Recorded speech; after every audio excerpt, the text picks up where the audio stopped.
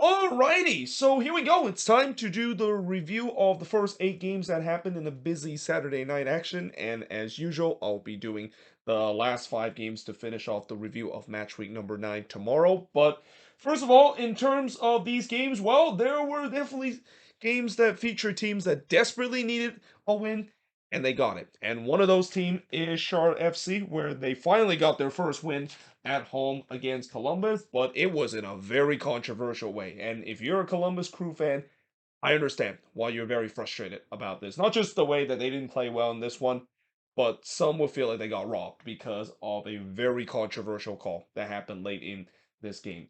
Now, in the first half, Tuoluma actually had a free header, but he hits that one right to Shote. Yeah, that is definitely not something that Columbus fans will be happy, and certainly not will drive Wilfred Nancy crazy, because Tuoluma is probably the last man you want to leave wide open in the box there, but fortunately you couldn't put that one away.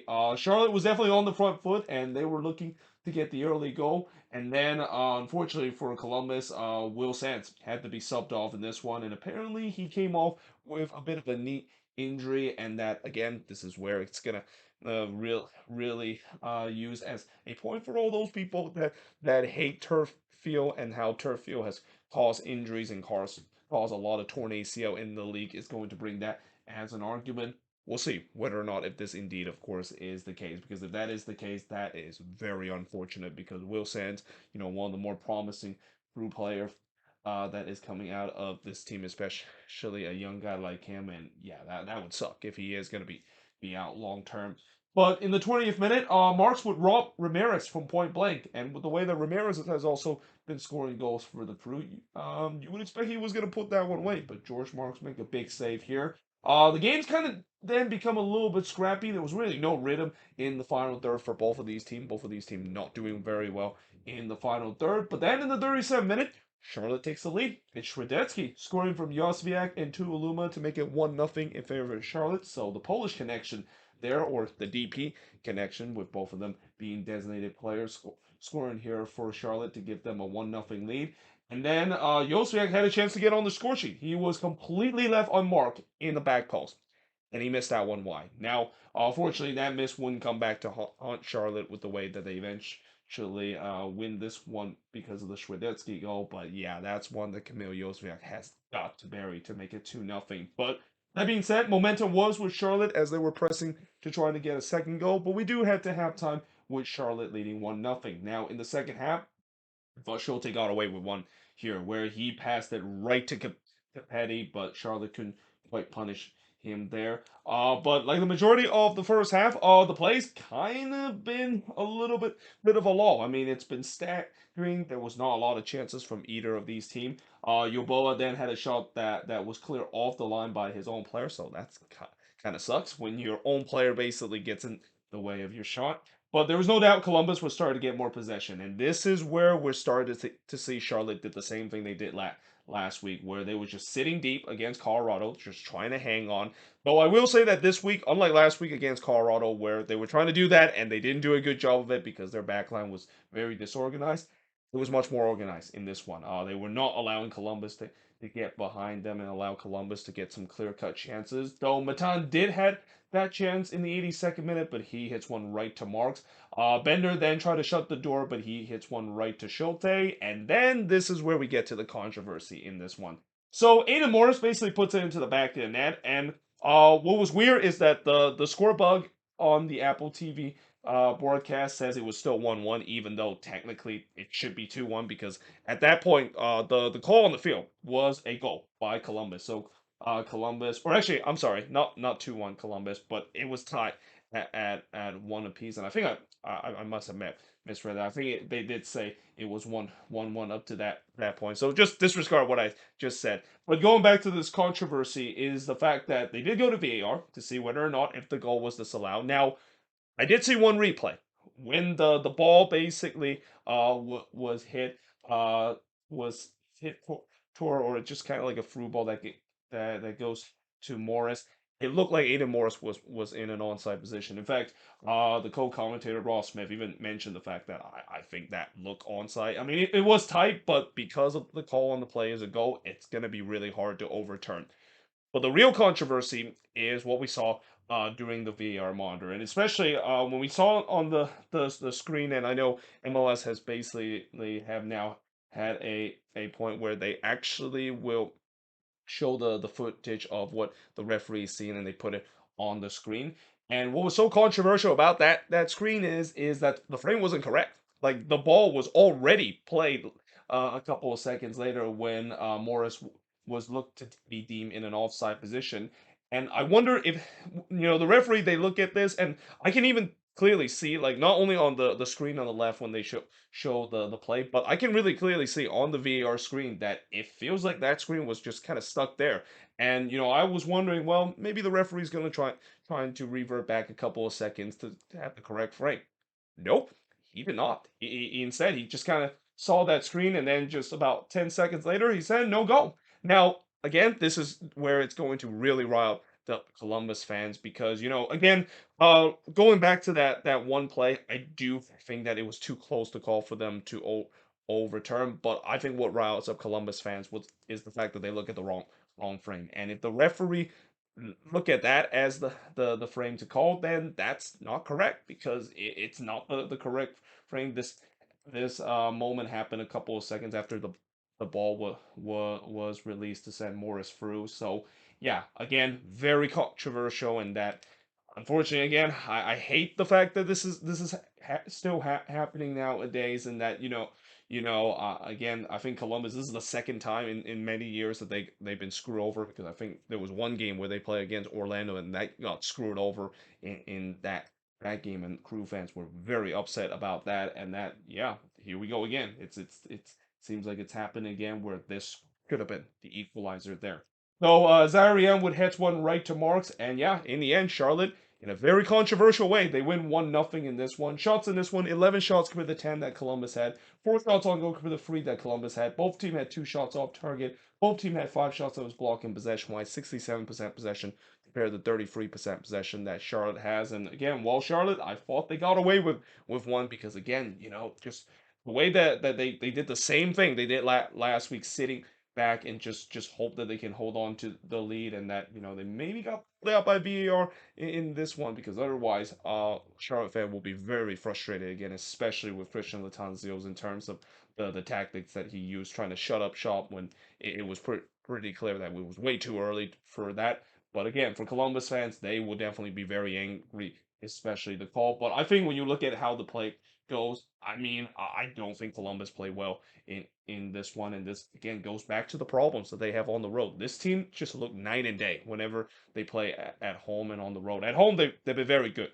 On the road, that's been a problem, and that's something that I think Will Finanzi's got to fix that. Whether it's a mentality thing or just the fact that, and it's always very strange to see how Columbus has looked always very good when they're playing at home. I just don't understand why they can't replicate that on the road. And I know playing on the road is tough in MLS, but some of the best team in the league have won on the road, and if Columbus wants to be that kind of team, they need to win these games on the road. But that being said, moving on in the next one, we got Cincinnati versus the Portland Timbers. So the team that, of course, got blown out last week were able to bounce back to win 2-1 in this one. Although I will say that, this definitely was a fun game to watch. And unfortunately, I don't know if this is going to be a matchup that we might see in MLS Cup, because, I mean, Cincinnati does have a chance to get there. Not sure. Not so sure about now the Portland Timbers, and this is not to diss the Timbers, but again, they're still kind of off to a rough start, and consider how the West is looking. You wouldn't say the Timbers might be one of those teams that is considered to be a team that can come out of the West as the team that's going to represent the West in MLS Cup, but. Yeah, this was definitely an entertaining game and a very even game too. In the first half, Santos would hit one right to Ivicic before Evander had Portland's first opportunity, but he blasted that one high. Evander, of course, back with his Timbers team after he's been dealing with a knock. Ayala then fires it high from long range before Asprilla would fires it high after just a bad turnover from Cincinnati. And again, Timbers, they looked lively on the road, and they were looking to try to get the opener.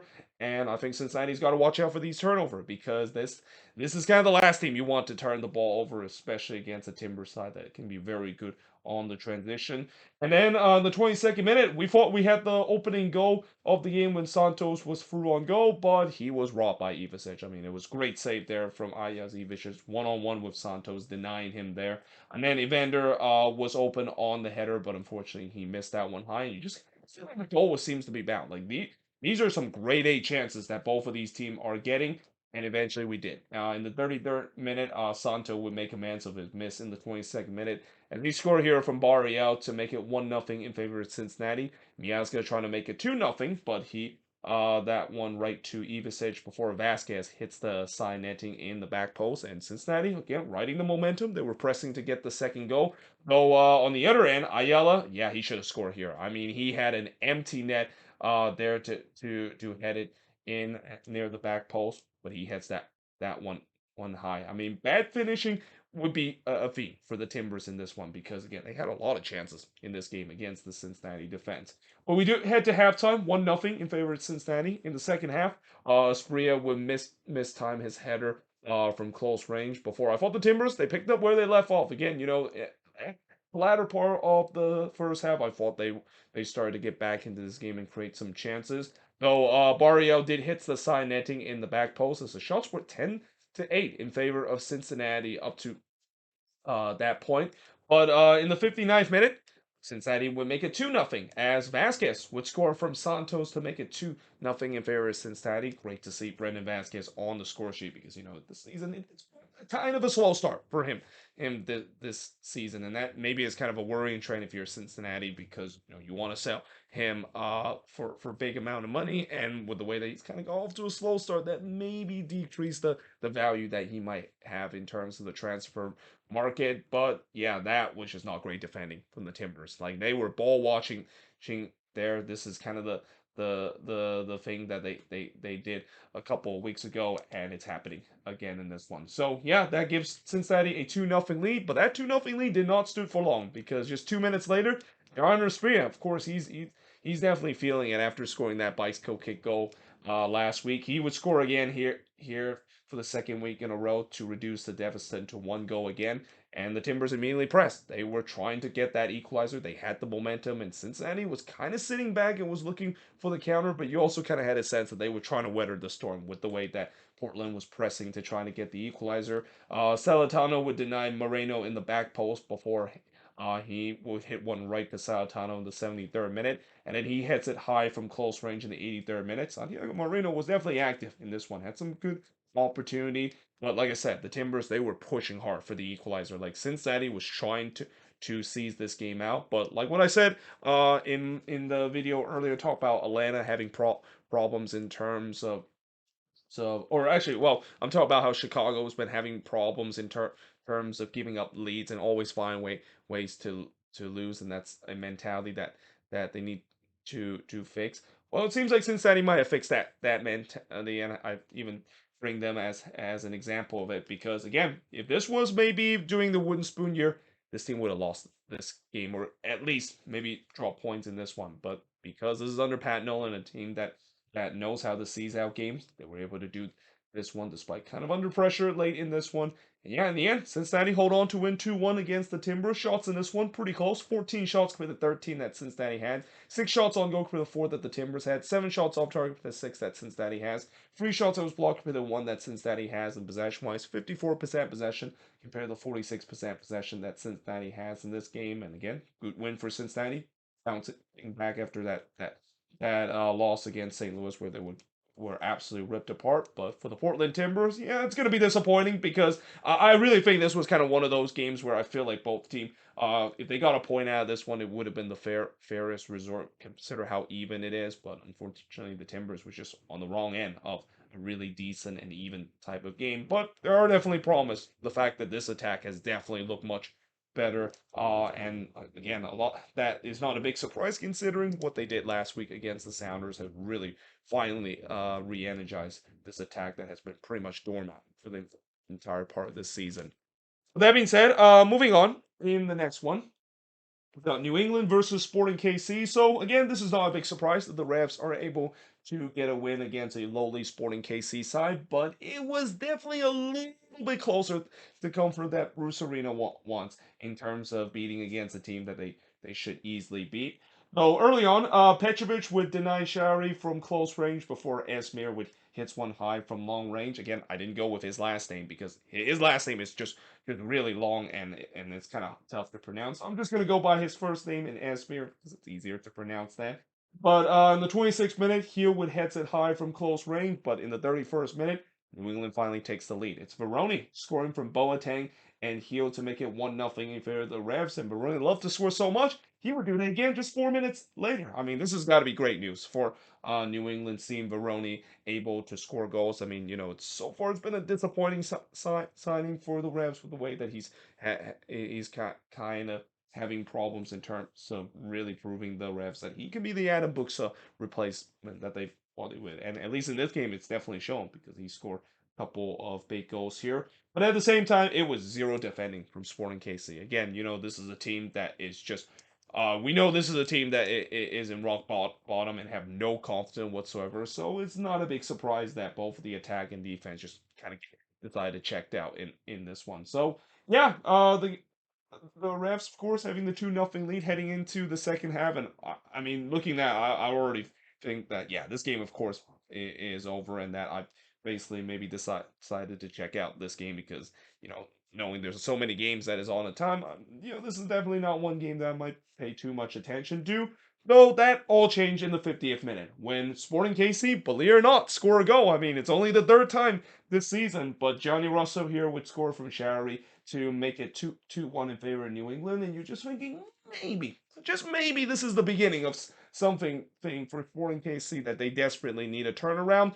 Nope, because in the 61st minute, Fontes would get himself sent off here after bringing on down Veroni, and Veroni was clean on goal there, so that's a denial of goal score of opportunity.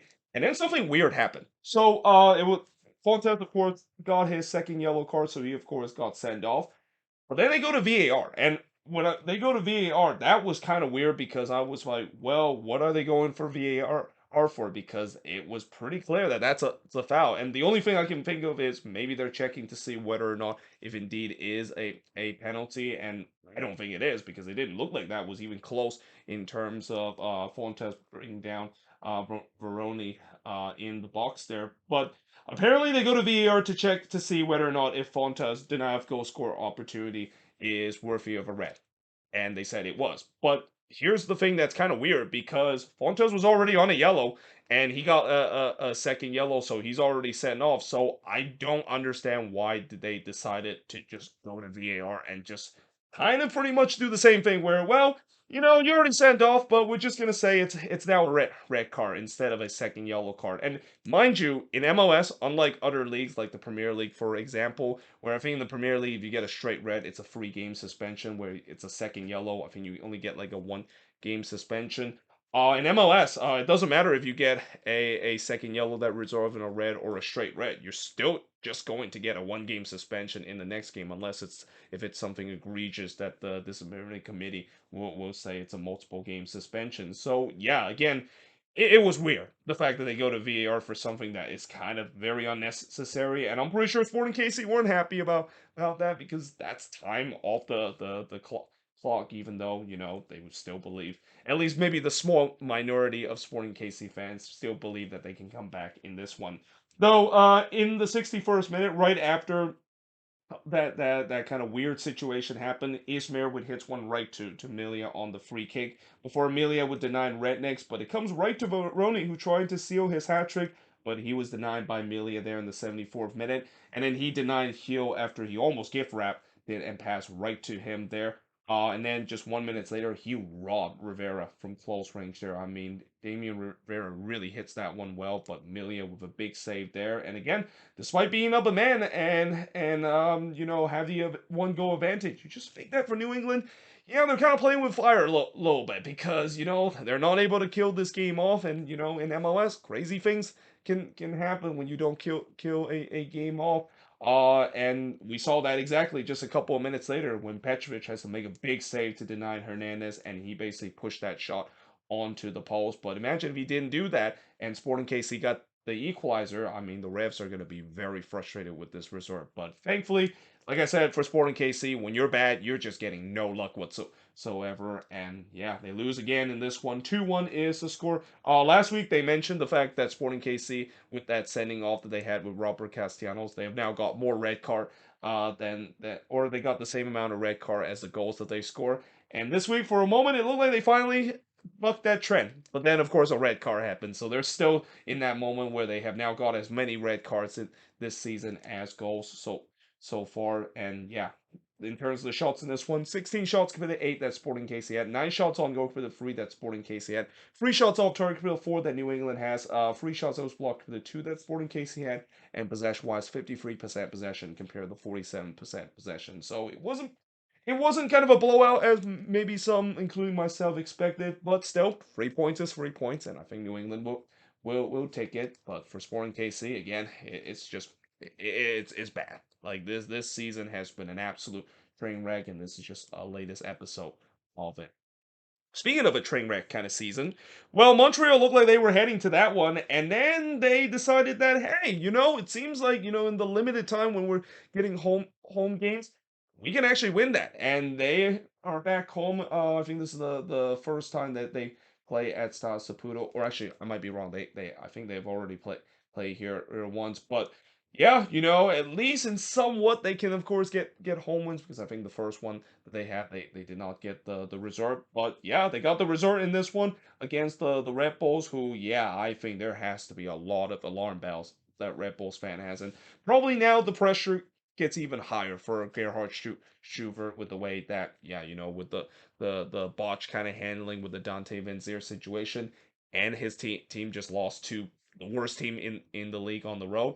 Yeah, the heat is definitely now on Gerhard Stuber. But early on, in the first half, Saris did deny Carmona from close range before Burke blasted high from long range. And early on, it looked like this was kind of expected. I mean, it was promising start for the Red Bulls. And by the way, I thought that this game was going to end 0-0. Definitely did not end that way. But again, the Red Bulls, they were looking to try to get the opening goal. Fernandez hits a slow roller right to Saris in the 15th minute. But then in the 25th minute, Montreal gets the opening goal, and originally they give this to Chinoso 04, but they did change it later on because looks like the shot from 04 was not on target and it hit Reyes that goes into the back of the net. So yeah, unfortunate that Reyes, of course, gets credit of the own goal because of it. But yeah, that was kind of against the run of play because up to that point, the Red Bulls were the better team.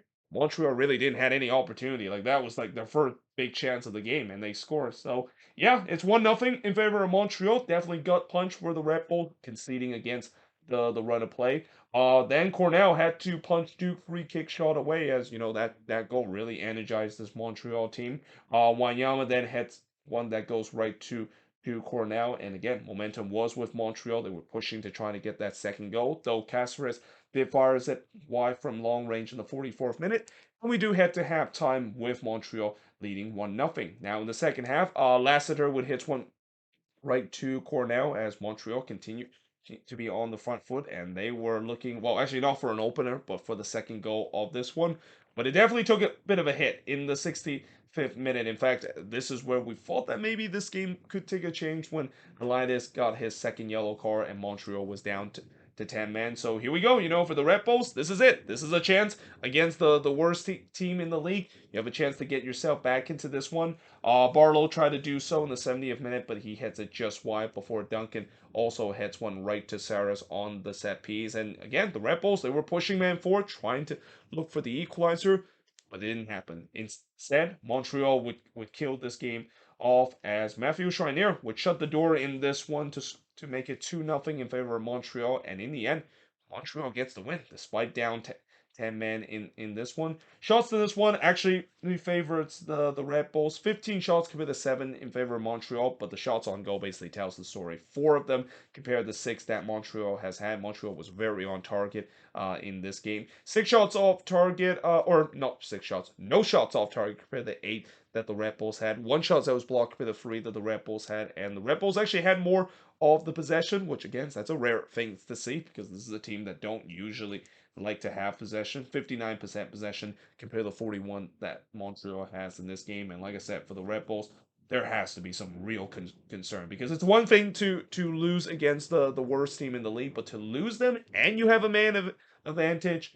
Yeah, those Gerhard Stuber out kind of chant from the Red Bulls fan base is going to get louder and louder to a point where he is really under a lot of pressure. And when I do a video on Tuesday talk about which head coach could potentially be fired first this season, don't be surprised Stuber will be very high on that list. With that being said, I am now going to switch boards and look at the last 4 games to finish off reviewing the first 8 games of the busy Saturday night action. So moving on in the next game, and while the New York Red Bulls is struggling this season, their neighbor across the Hudson River, NYCFC, is definitely not. They got the win in this one against FC Dallas, and I also want to thank NYCFC in terms of kind of really putting this game out of reach in the second half, because again, up to this point, there was a lot of games that is on hand. This is where some of the 8:30 p.m. Eastern, 5:30 p.m. Pacific games were starting in the second half. So with this game kind of getting out of reach, I kind of stopped paying attention to this this one, knowing this game was kind of out of hand. But early on in the first half, I thought there was a lot of possession for NYCFC. Not a big surprise because this is a team that likes to dictate plays, but not much chances was created either for both of these teams. Though that looked like a change in the 16th minute as we thought the first shot of the game happened with Pereira scoring a goal here, but unfortunately the goal was disallowed for offside on the development of the play. I think they go to VAR to check to see whether or not if that is the case, and it was. So yeah, unfortunate there for NYCFC. In fact, it was kind of weird too because originally we thought it was maybe Pereira the one that was on in an offside position, which of course wasn't. And again, they said it was on a development play. They never show the replay of where in the development play of the offside is. So again, I mean, I don't want to say I want to trust that because again, going back to the Columbus and Charlotte game, that's kind of doesn't make me trust the fact that I would really believe that it did happen on the development play unless I see it in full person. But yeah, I think in the end, even if they didn't show it, I'll just say that it happened like that. But either way, in the 20th minute, Jimenez with Dallas for a shot, but his looping header hits the top part of the post. For Jesus had a header that was kind of awkwardly palmed away from Barraza, and then because of that, the ball kind of pinball in the box, and it was also going to be goal bound as that ball was pinball in the box, and Barraza kind of made up for kind of an awkward punch there as he saved that one off the line. But there was no doubt that Dallas was getting into this game. They were starting to create some good chances after a slow start in this one. Though Parks did had a header that goes high before Pereira hits one into the backside netting, and NYCFC starting to kind of gain the game back control in their favor and was looking for their opening goal. Pass would deny Pereira in the back post, but then the 41st minute, or not the 41st, but in the 44th minute, NYCFC would take the lead. It's Santi Rodriguez that gives NYCFC a 1-0 lead, and it really kind of came off in an uncharacteristic turnover from Dallas. Again, this is a team last season. One of the good thing about Nico Estevez Dallas team is that not only they're very good in terms of defending, but they don't actually beat themselves. Like they don't turn the ball over. They're very very clean in term. So when they have to play it out of the back, and this again was very uncharacteristic of them giving the ball away, and they were punished because of that. So yeah, that gave NYCFC a 1-0 lead, and in the second half, it would be 2-0 in favor of NYCFC as Santi Rodriguez would score again from Pereira and Ledesma. I mean, that was just vintage NYCFC attack. If you want to see an NYCFC attack from a couple of years ago when they were absolutely lethal going forward, this is an example of it. And then just 5 minutes later, NYCFC pretty much blow this game open as Talles Magno would make it 3-0 in favor of Dallas. And again, the floodgates were blown open. NYCFC was just pointing this Dallas defense. Like they were ripping them apart with ease. And this is also kind of where I said, well, it looks like this game is over with the way that, NYCFC with 3-0 lead. You're going to assume that they would hold on to this. And they do. But Magno did try to make it 4-0, but he hits one right to pause. Before Dallas did get one back, as Martinez would score from Nsambale and Fiera to make it 3-1 in that one. But that was kind of because of the fact that I thought NYCFC kind of took their foot off the gas, and why not? When you're 3-0 up, it's easy to not take your foot off the gas a little bit. And Dallas, they were trying to push it for another, trying to make this a little bit more interesting. They weren't able to do so, as in the end, comfortable 3-1 win for NYCFC over Dallas. And the shots in this one, a lot of shots. 21 shots compared to 16 that Dallas had. 8 shots on goal compared to 6 that NYCFC had. 8 shots off target compared to 6 that Dallas had. 7 shots that was blocked compared to 2 that Dallas had. And possession-wise, 55% possession compared to the 45% possession that Dallas has in this game. And again, this is kind of a game that for NYCFC, this looks like the NYCFC of the old a team that looks just so dominant when they're at home. But for Dallas, I mean, they had some good moments, but they just run into a really an NYCFC team that was just on Saint, and I'm pretty sure a team, even some of the best team in the league, when they meet an NYCFC team that look like they're on the top of their game, it's gonna be very hard to beat them, especially when you have to face them on the road. But that being said, moving on into the next match. It happened again. I mean, Orlando just simply cannot beat DC United. Like whatever Wayne Rooney black magic that has put against them, yeah, Orlando just simply can't beat this DC team. As DC once again able to go on the road against Orlando City, and they were able to walk away with all 3 points. And it also kind of helps the fact that the guy that just loved to score against Orlando City got on the score sheet in this one, as Taxi Puntas, guy that I'm talking about, that loves to score against Orlando. I mean, he only had a hat trick in the last time when both of these teams play at Exploria Stadium, as he scored here from Juan and Cleek to make it 1-0 in favor of DC. By the way, that is the first shot of the game. I mean, it was kind of a slow start to this game, but yeah, the first shot of the game ends up into the back of net. In fact, the second shot of the game also ends up in the back of the net, as just 7 minutes later, Duncan McGuire continued his red hot goal scoring form from Ojeda and Carlos to tie the game up at 1 apiece. And again, that was the first shot for Orlando and the second shot of the game. So that is kind of very rare to see a game where 2 shots into the game and both of them ends up into the back of the net. In fact, I think that's the first time that has happened in ever since I started covering MLS a couple years ago, because I don't remember there's been a game where the first 2 shots of the game and it goes into the back of the net. So yeah, that ties it up at 1 apiece. And again, I don't think both goalkeepers will be happy about that, giving up a goal on their first shot that they saved. Though in the 29th minute, Funtas tried to restore DC lead and continue to haunt this Orlando City side, but he missed on the set piece there. And yeah, we do head to halftime, tied up at 1 apiece. Again, there was really not much to write in the first half. It was kind of a relatively boring first half. But in the second half, DC would restore their lead, as Donovan Pine scored a rare goal here to make it 2-1 in favor of DC. But Orlando would not be happy because they feel like Pine's foul or Arujo in this one. Is it Arujo or Araujo? Because again, I just I know when the Galaxy still have Julian Araujo, they pronounce it Araujo, and then obviously Atlanta United, they have their Brazilian player also goes by the same last name, but again, apparently it's pronounced Arujo because of Portuguese. But then here it's kind of weird the fact that Cesar Araujo or Arujo is Uruguayan, and I would assuming the Spanish pronunciation would be Araujo instead of Arujo. I'm just gonna pronounce Araujo. Just gonna go with the Spanish pronunciation, even if I have heard some announcer said it's Arujo or Arujo.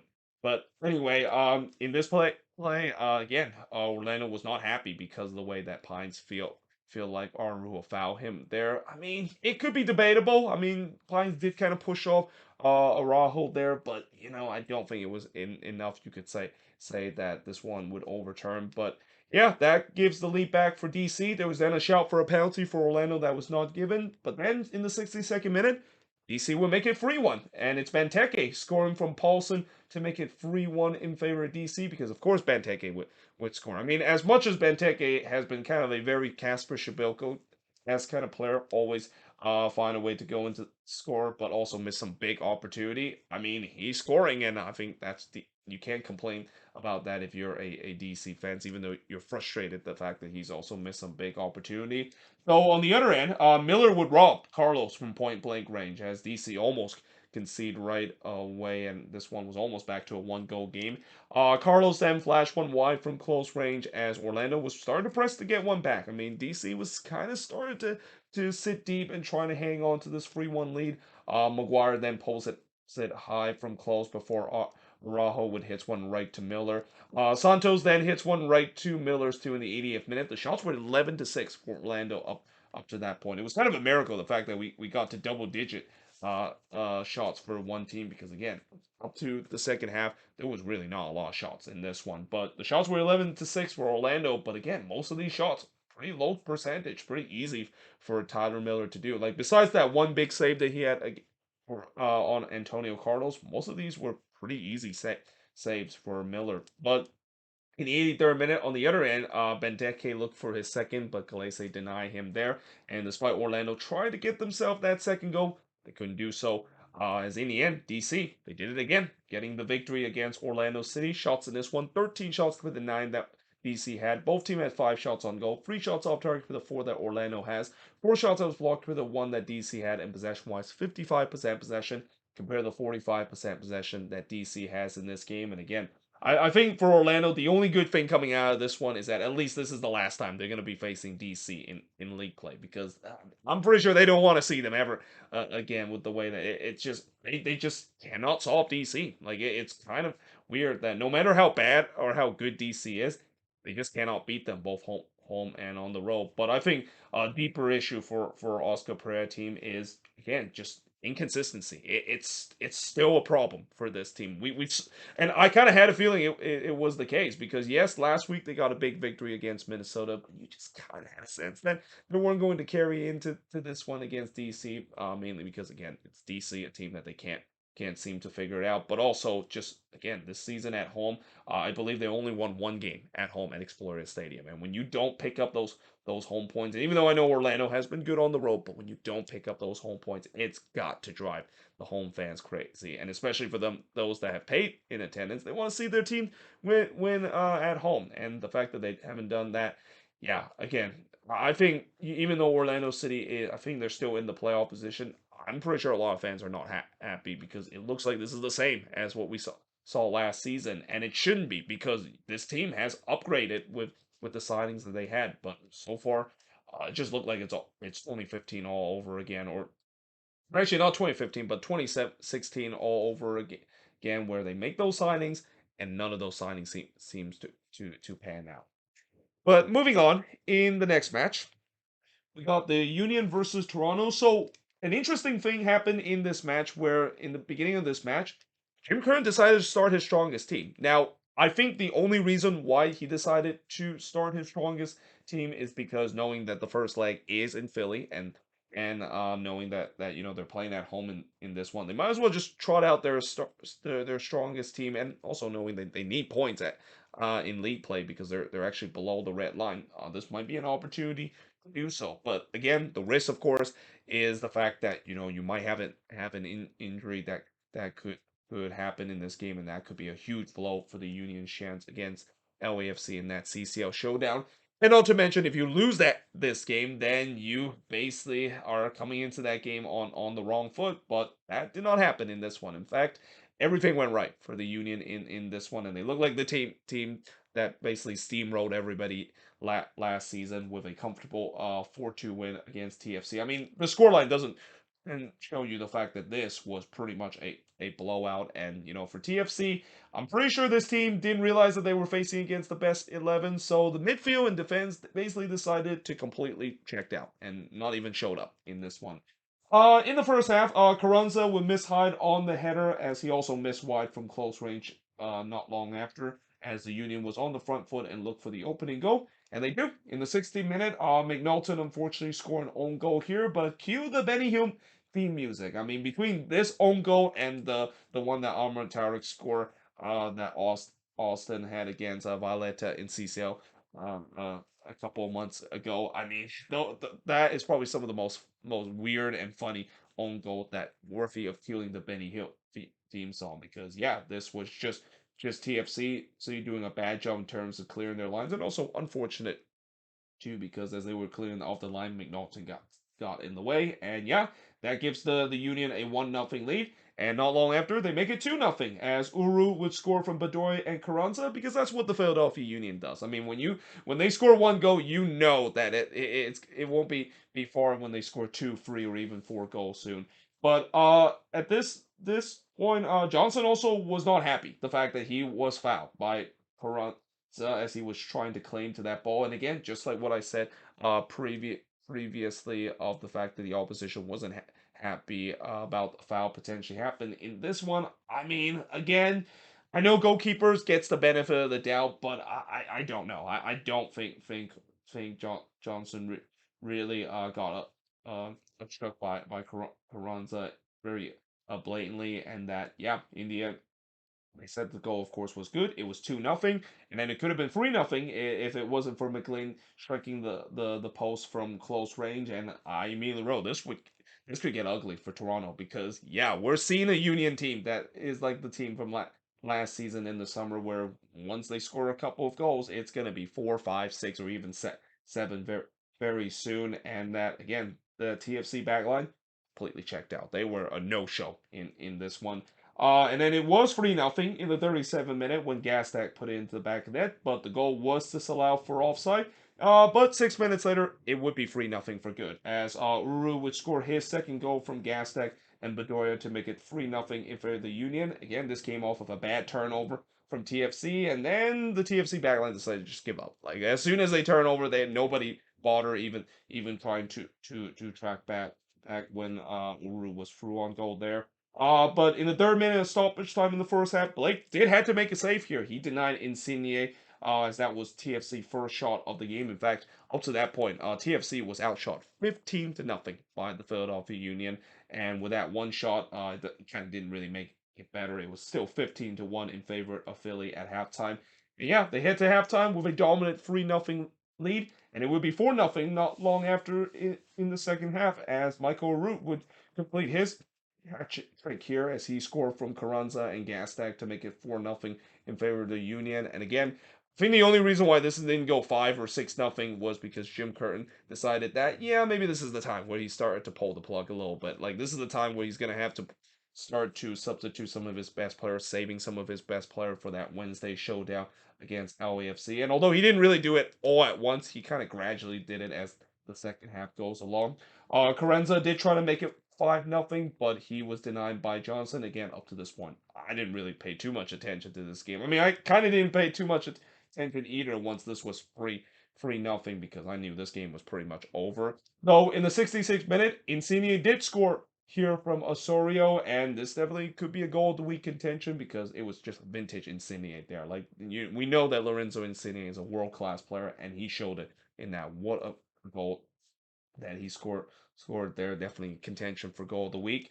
And then in the second minute of stoppage time, Larea would get another one back for TFC as he scored here from Osorio and Kulo to make it get 4-2 in favor of the Union. But really, again, just those are just consolation goal, and the Union kind of completely took their foot off the gas up to that point. And yeah, in the end, a big win there for the Union to try to use this as a momentum carrier heading into that big showdown against LAFC in the CCL semifinal first leg. Shots in this one, 18 shots for the 10 that TFC has. I'm kind of surprised it was kind of started to get a little bit more even, because again, at one point it was 15-1 in favor of the Union. 7 shots on goal compared to 5 that TFC had. 2 shots off target for the 5 that the Union has. 3 shots that was blocked for the 6 that the Union has. And possession-wise, 60% possession compared to the 40% possession that the Union has in this game.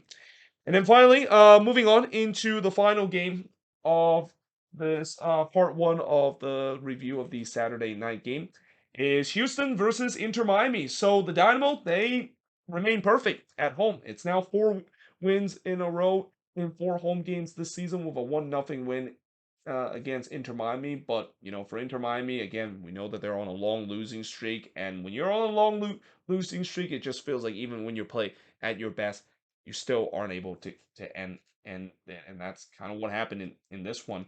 No, in the third minute, Bear did miss wide on the free kick before Herrera would head it wide from close range. Clark would then rob Campana from point blank header in the 7th minute. I mean, Steve Clark was very good in this one. But in the 10th minute, John did had a shot that was deflected and goes wide before Campana would miss wide on the header in the 12th minute. But again, very lively start. There was a lot of chances in this one. In fact, there was a lot of chances for both of these teams in this one. It's kind of surprised the fact that the scoreline was only 1-0 with the way that there was a lot of chances for both of these teams to score. But in the 20th minute, John would hit a volley that goes just high before Malta would hit one right to Clark. And then Clark had to deny Negri in the near post, but then there was just a scramble in the box there as Houston wasn't able to clear their lines cleanly, but unfortunately Miami wasn't able to slot one in. But there was no doubt that Miami was having the momentum. They were pressing to try to get the opening goal, though on the other end, Herrera hits one right to counter before John would hit one right to Clark in the 45th minute. And despite the fact that it was a lively first half, we had to halftime scoreless with both of these teams. Couldn't quite find their finishing touch.